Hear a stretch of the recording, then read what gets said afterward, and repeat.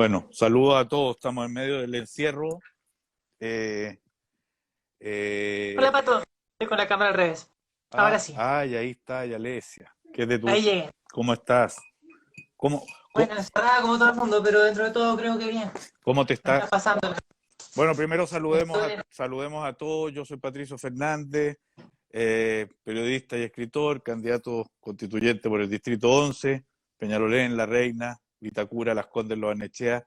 Y aquí estamos en otro capítulo de Ganas de Conversar, esta vez con una estupenda amiga e invitada, Alesia Enjoque, eh, primera presidenta mujer, presidenta ejecutiva de la Fundación Iguales, ingeniera industrial y activista trans. Mucho gusto. Ahora sí, Alesia, ¿cómo estáis? bien, encantada Pato de poder conversar. Ya que no se puede conversar en persona, por lo menos en estos medios podemos intercambiar un poco de opiniones, ponernos al día sobre cómo están las cosas ¿Cómo, y conectarnos con gente finalmente. Hace mucha falta ese contacto. cómo te ha agarrado este nuevo encierro inesperado, desesperada? ¿Cómo te pescó? La verdad es que hubo algún momento que yo pensé que ya estaban las cosas medio resueltas, que con la vacuna ya no íbamos a regresar a una etapa como esta, y claramente me equivoqué si regresamos a esta etapa nuevamente. Y a mí los encierros, los dos me han agarrado, o sea, me son complicados porque yo vivo sola. Eh, y estar sola, encerrada, en verdad me genera un estrés importante, ¿no?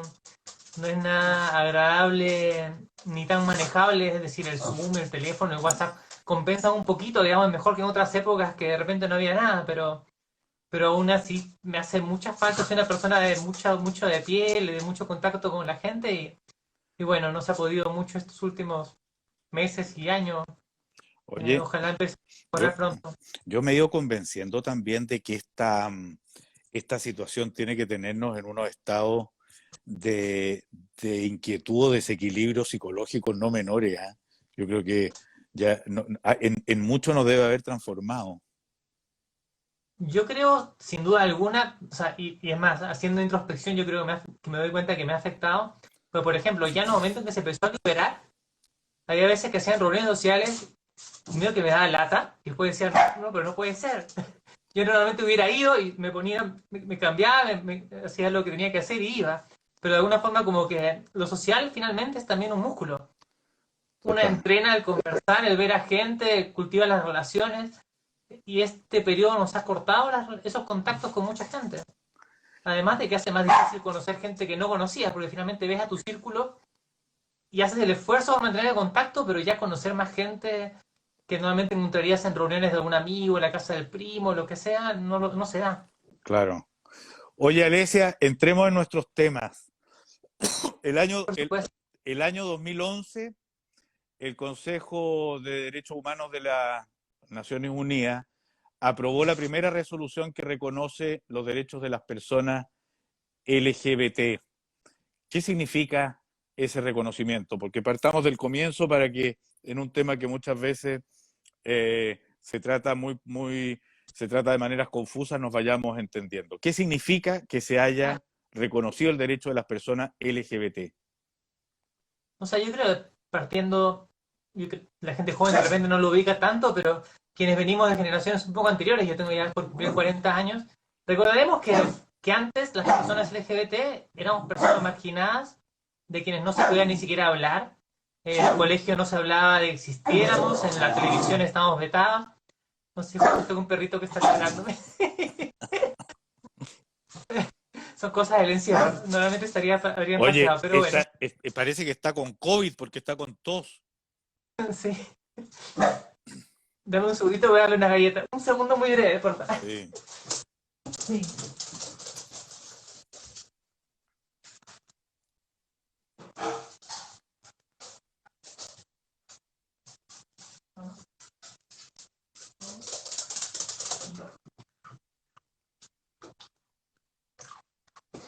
1000 disculpas.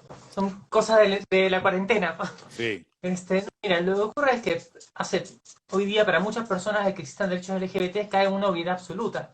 Porque ya crecieron viendo por ejemplo, personas LGBT en sus colegios, en la televisión, en diferentes medios, activistas, y de repente ven que hay discusiones hoy día por algunos derechos específicos, pero como que entienden que esa discusión es parte de nuestro entorno. Sin embargo, algún tiempo atrás, ser gay, lesbiana, trans o bisexual era ilegal. Ni siquiera era algo que fuera mal visto, sino que era penado por ley. Bueno, tú sabes que poco antes de que naciera The Clinic, esta revista que me tocó mi fundar, el año Claro, 98, era delito la sodomía. Y, exactamente. pero ¿existió alguna vez o han existido condenas en Chile, por ejemplo, por este delito? ¿O era nominal y más bien los abusos se veían en otros órdenes, digamos, en la vida comunitaria? En general, entiendo que era más bien nominal. Sin embargo, esa justificación, ese delito en sí mismo era una justificación para discriminar a la gente. Y había muchas otras formas de penalizar a las personas. Por ejemplo, al mundo trans lo penalizaban con cargos de indecencia o comportamiento público no adecuado y cosas así, y ensuciando finalmente a las personas sus antecedentes y les limitaban a desarrollarse en el espacio de la vida.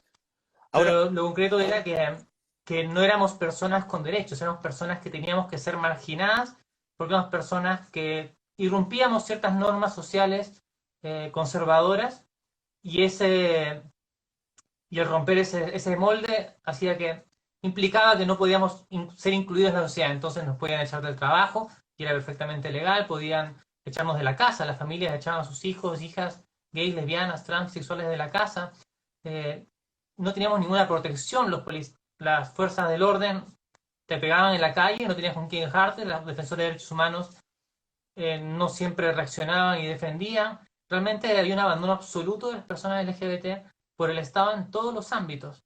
Y estos reconocimientos que empiezan en diferentes países, después se replican en la ONU, son los que permiten que vayan avanzando en un entendimiento tan básico que hoy día resulta obvio. Y es que las personas gays, lesbianas, trans y sexuales somos personas y debemos tener derechos humanos y esos derechos se deben resguardar por los estados. ya, y hoy día, por ejemplo, si te echan de un trabajo, tú tienes la posibilidad de acudir a los tribunales y exigir reparación y que ese trabajo se te restituya. ¿Cuál es la situación actual?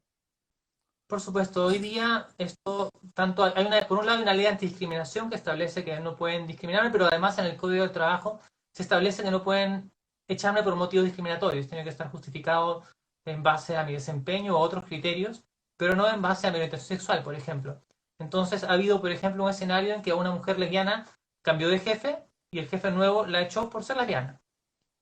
Ella fue a un juicio y en el juicio, al establecerse que había sido expulsada de su trabajo por ser lesbiana, y mostró algunas pruebas que indicaban que esa era la razón por la cual fue expulsada, no solo fue restituida en su trabajo, sino que además le pagaron todo el periodo en que no estuvo trabajando, más una indemnización. Esos son avances que se han conseguido gracias a, bueno, muchos años de activismo, avances en derecho en instancias internacionales como en la ONU, en otros países que sirven como referencia, y que finalmente permiten que las personas nos podamos integrar a la sociedad. Porque antes, como decía, te podían echar y no había ninguna repercusión para la empresa. Por el contrario, generalmente la gente decía, sí, obvio que tienen que echar a esa persona. ¿Cómo se le ocurre ser gay y que el trabajo lo sepa? Hoy día, afortunadamente, está cambiando significativamente. Ya las empresas, los locales comerciales saben que no pueden discriminar. Antes, por ejemplo, una discoteca o un local comercial, un bar podía echarte por ser gay, por agarrarle la mano a tu pareja. Una chica lesbiana que besara a su pareja podía ser expulsada a un espacio. Hoy día ya no pueden, por ejemplo. Entonces hemos ido ganando este derecho a tener vida pública, a poder estar en espacios públicos, a poder ser nosotros mismos en la calle. Y igual para las personas trans, digamos, que ha sido un poco posterior porque sin duda nos ha costado más ir avanzando. De alguna forma chocamos más culturalmente a veces para algunas personas, pero ha habido cambios importantes, aunque falta mucho, pero ha habido cambios importantes. Oye, la Constitución actual no menciona en ninguna parte de manera explícita la identidad de género. Eh, Hay una ley que establece medidas contra la discriminación, pero no se establece explícitamente esto. ¿Te parece necesario? ¿Es una causa que te interesaría ahora que estamos en el proceso constituyente? Cuéntanos un poco de eso. Claro, yo creo que hay diferentes formas de plantear constitucionalmente este ámbito. O sea, a mí me interesa que se establezca un derecho a la identidad. Eso puede ser como el derecho al libre desarrollo de la personalidad, puede ser específicamente el derecho a la identidad. El derecho a la identidad está planteado, si no me equivoco, en Perú, Colombia, México y me parece en Canadá hay un equivalente. Y eso finalmente ayuda a que eventualmente se reconozcan los derechos de las personas trans a que su nombre y su sexo registral sea reconocido.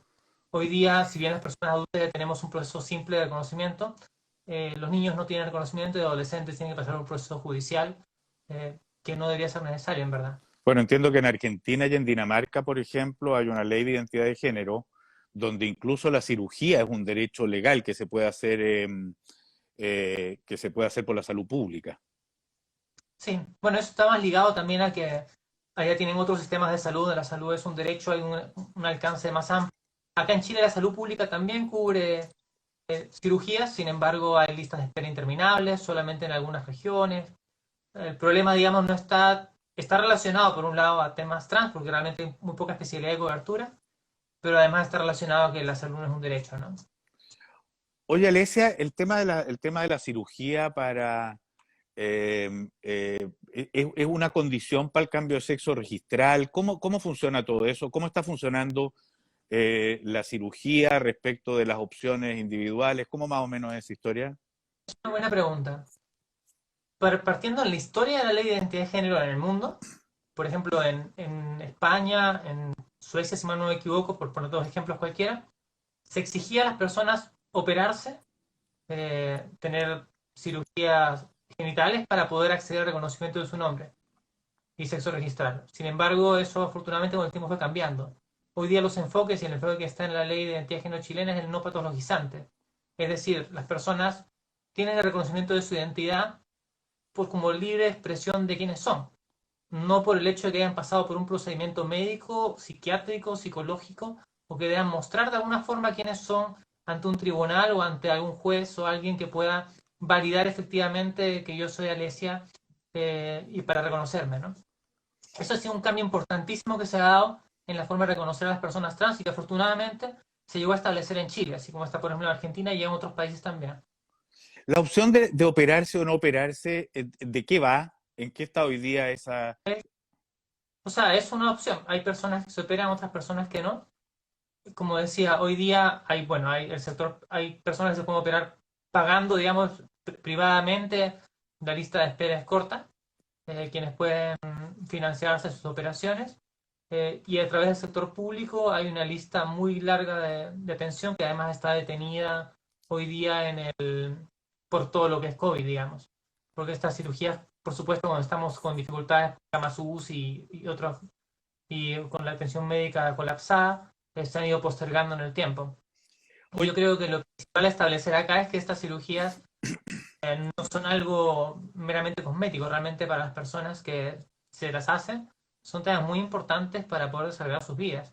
Porque finalmente, por ejemplo, un hombre trans que se hace una cirugía removiéndose los pechos, digamos, es algo que le permite desarrollar su vida con mayor tranquilidad, porque muchos hombres trans al tener senos son víctimas de acoso, abuso, bullying, discriminación, y pasa así mucho con diferentes procedimientos, tanto de los que son más visibles como los que serían más personales, como el tema genital, que realmente simplifican el desarrollo en sociedad de muchas personas.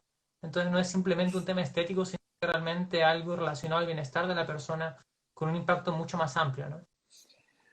oye, si existe hoy día una ley que protege en contra de la discriminación, si existe la posibilidad de operarse incluso por los servicios públicos de salud, ¿qué conquista, qué derecho, qué reconocimiento falta? Te lo pregunto además como presidenta de Iguales, digamos, ¿cuáles van siendo hoy día la, las causas y las luchas por seguir avanzando en el reconocimiento de la elección de cada Claro, cual? yo diría, partiendo en la Constitución, lo que nos interesa es que, pero si es que haber una parte declarativa, que se establezca que la diversidad es un valor. Me parece que es muy importante como un contraste respecto a la historia que hemos tenido, donde la homogeneidad más bien era un valor, donde lo más deseable es que las personas fueran probablemente católicas, con los moldes masculinos y femeninos bien determinados entre niños celestes y niñas rosadas. Realmente hoy día hablamos de diversidad cultural, étnica, en cuanto a religiones, identidad de género y demás. Y eso es algo bueno para Chile, es un cambio de paradigma muy importante que yo creo que debería reflejarse de cara a construir un futuro pluralista. Yendo a lo más específico, es muy importante el reconocimiento de todas las familias. Es decir, hoy día, si bien la Constitución habla de la familia, ese uso singular ha permitido que el Tribunal Constitucional y diferentes instancias se mantenga una exclusión de las familias hechas con parejas del mismo género, del mismo sexo, eh, en cosas ¿Tú, como el reconocimiento de sus hijos. Por tú ejemplo, prefieres, perdona, déjame ahondarte un puntito en eso para que, antes de que continúe. ¿Tú prefieres de que se reconozcan taxativamente las diferentes posibilidades de familia o te parece que puede ser más abierto y más sencillo no hablar de la familia en la Constitución? la verdad, ambas cosas funcionan. Sin embargo, yo sé que probablemente va a haber muchas personas que van a querer que esté presente la familia en la Constitución. Si es que está presente, deberían ser las familias hablar específicamente de que hablamos de las diferentes formas de familia que deben tener los mismos reconocimientos y, por supuesto, sus hijos los mismos derechos. Porque, como te comentaba hoy día, si dos madres tienen un hijo por gestación asistida, solo una de ellas tiene un reconocimiento como madre, la otra no es nada. No tiene ninguna relación de parentesco con su hijo, dejándolo en una completa vulnerabilidad. Además, por supuesto, no podemos acceder a matrimonio ni a adopción hoy día, Pe- lo pe- cual discriminaciones arbitrarias, pero que permite la ley, lamentablemente. pregunta uno de nuestros espectadores, auditores, no sé cómo se les llama en esta tecnología a los que están participando con nosotros, pero pregunta si hay algún fundamento constitucional, esto lo pregunta Soler, si hay algún fundamento constitucional para declarar, para imposibilitar la adopción heterosexual, no heterosexual, perdón, o es solo un tema de que no se aprueba la ley. Hay algo en la Constitución que lo Claro, objeta? no, en sí es un tema de ley, es decir, si se hace una ley como matrimonio igualitario, por ejemplo, las parejas del mismo sexo, del género, podrían adoptar. Sin embargo, la diferencia que hago siempre presente es que en Brasil, en Ecuador, en Colombia, en Estados Unidos y en México, como la Constitución establece con claridad el principio de igualdad y no discriminación, demandas presentadas ante el Tribunal Constitucional, ante la Corte Suprema, según cada país, establecieron, por ejemplo, que no se podía discriminar a las parejas del mismo sexo y tenía que reconocerse el matrimonio igualitario.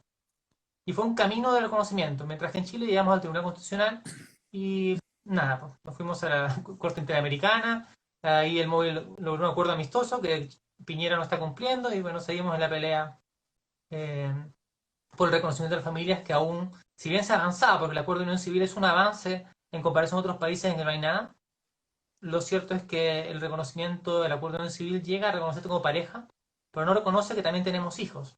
Y no reconoce además que el matrimonio confiere otros derechos que el acuerdo de unión civil no tiene incluidos y que son importantes.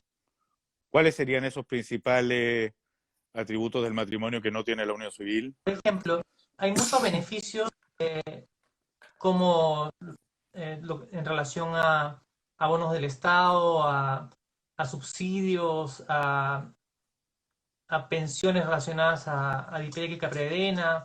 Hay bastantes instancias en que muchos de estos beneficios exigen matrimonio y no están ampliados para personas con acuerdo de unión civil.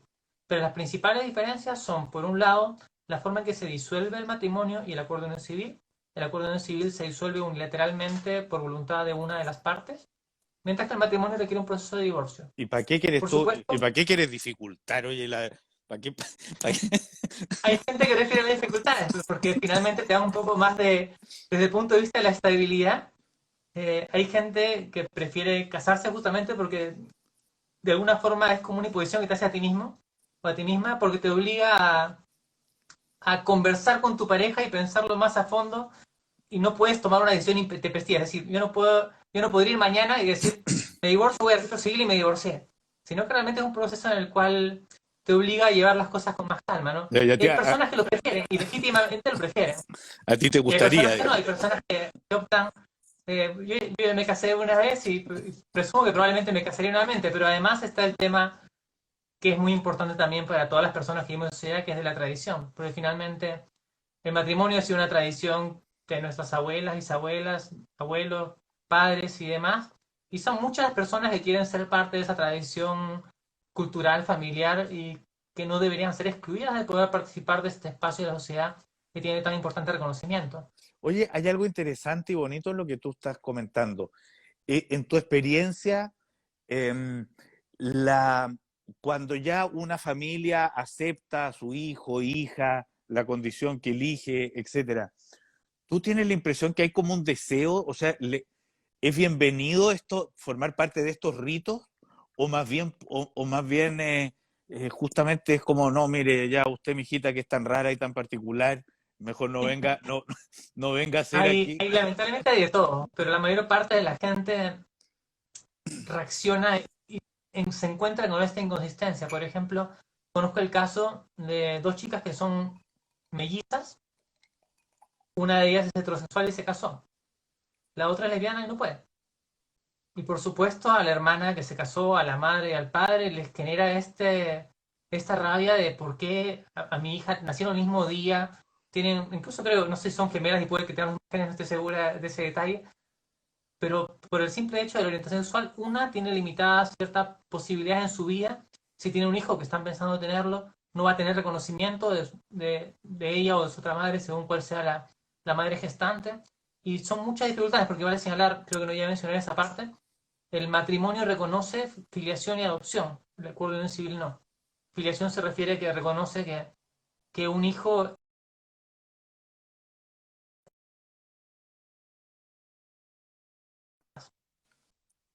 Bien, te congelaste un poco, pero creo que... Sí, Mientras que en ahí el volví. caso del acuerdo no civil no funciona así. No tiene relaciones, no tiene ninguna funcionalidad respecto a los hijos que pueda tener esa pareja. Oye, Alesia, te voy a hacer una pregunta que llega más lejos de la pregunta puntual que te voy a hacer, porque no sé si tú lo vinculas con otras decisiones o no. ¿A qué edad debiera poder decidir el género un joven, un niño, un adolescente? ¿Y por qué te digo que creo que tiene más arista esto? Porque te parece a ti que es la misma edad en que podría votar, la misma edad en que podría eh, declararse mayoría de edad, o desligas o separas, digamos, la edad, la madurez emocional en que una persona puede decidir su opción sexual de la edad en la que puede votar. Pongo, Por supuesto. es la alternativa que se me ocurre, podrían venir más, que puede tomar alcohol, no sé.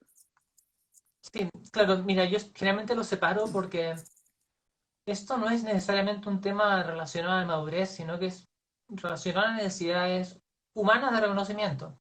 Es decir, ¿desde qué edad para ti era importante que usaran tu nombre, por ejemplo?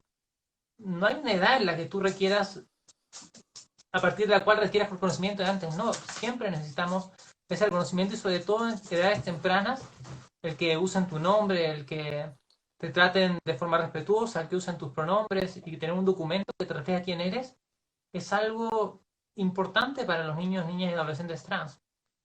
En ese sentido, por supuesto, este reconocimiento es... Mira, este reconocimiento es solamente un Se documento le de acabó la identidad. gallita. Sí, es un documento de identidad reversible. Es decir, si un niño se reconoce eventualmente, resulta que, bueno, no era trans o lo que sea, se puede revertir.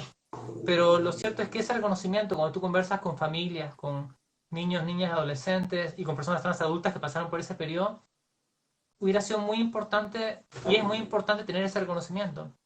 Hoy día hay muchos colegios que hacen el reconocimiento independientemente de los documentos, pero la falta de los documentos genera un espacio de inseguridad constante. Y siendo un papel, no debería ser un limitante. Después, llegando a la adolescencia, efectivamente hay procedimientos médicos como bloqueadores de hormonas y otros más asociados a, bueno, lo que refiere a cambios corporales. Y ahí hay procedimientos específicos de los colegios profesionales para abordarlo. Pero el cambio de documento debería ser más flexible porque es un carnet. Pero un carnet que significa mucho y apoya mucho. Oye, Wanda, Alesia, cuál es la situación de los adolescentes o niños trans hoy día en los colegios de Chile o en los liceos públicos? ¿Se les permite una existencia libre? ¿Pueden habitar, digamos, con sus propias personalidades sin dificultad? ¿O cómo es? mira, existe una circular que la sacó la presidenta Bachelet en su momento que establece que los colegios deben respetar la identidad de género de los niños, niñas y adolescentes. Sin embargo, esa circular es un papel que está ahí, pero no hay capacitaciones ni sensibilizaciones en los colegios.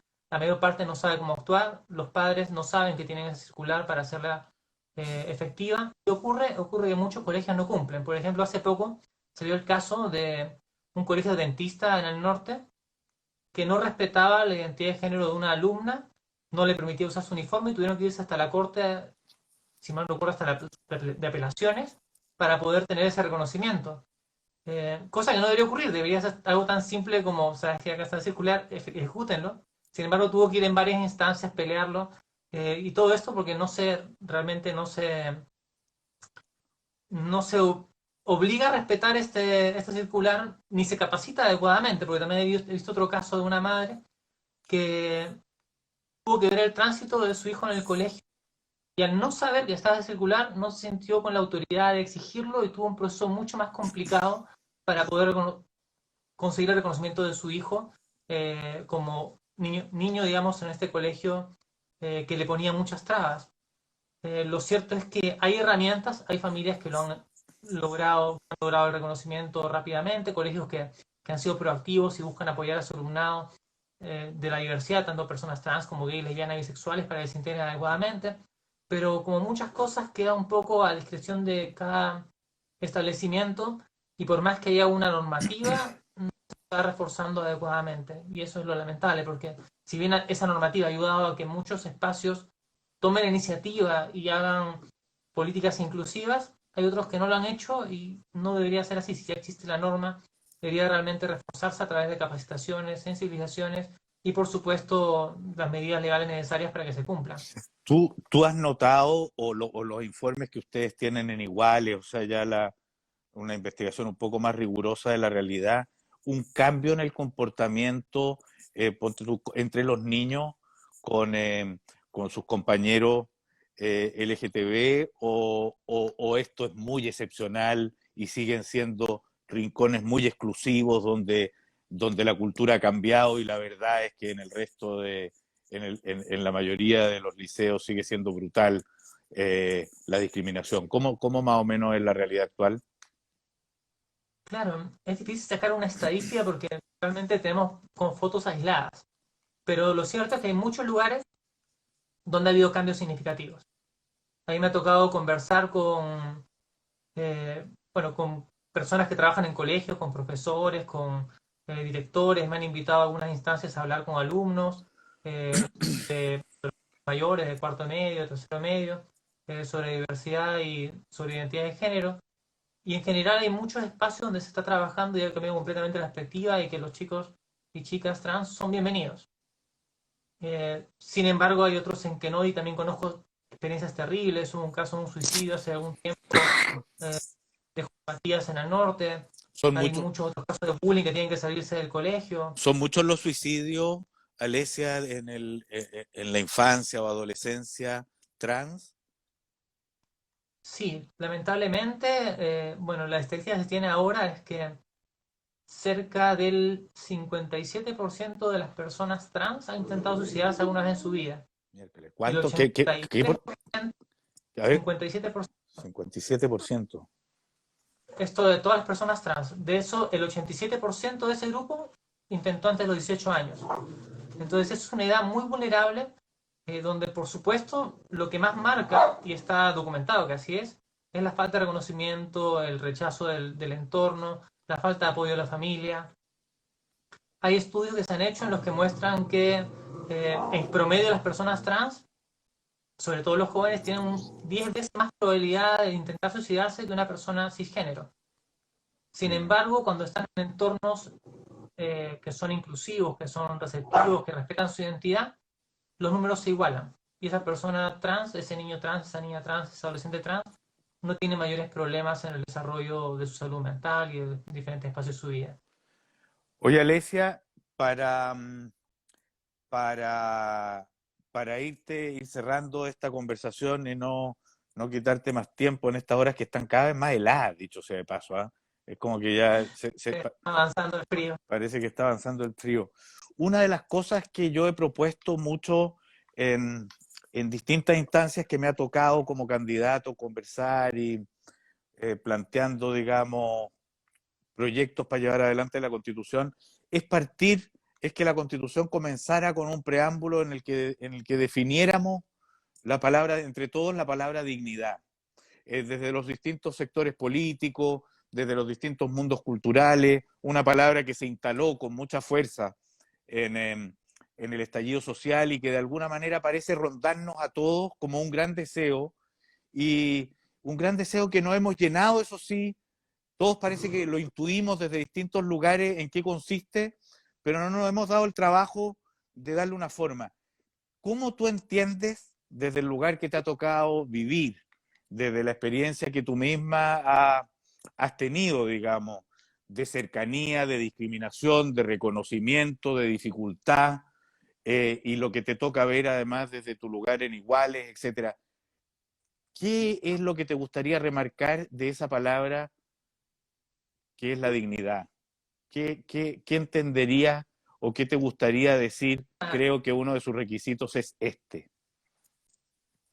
Es una definición que tiene mucha responsabilidad y creo que sería un excelente preámbulo, dada la coyuntura y la importancia que ha tomado esta palabra. Yo creo que la dignidad es este piso mínimo de igualdad que establece que, por ejemplo, tú puedes tener más plata, puedes tener un mejor auto, una mejor casa, puedes haber estudiado una carrera muy extendida, un doctorado, puedes haber hecho muchas cosas que podrían determinar que en algunos ámbitos de la vida te fue mejor o eres mejor que yo, se podría decir.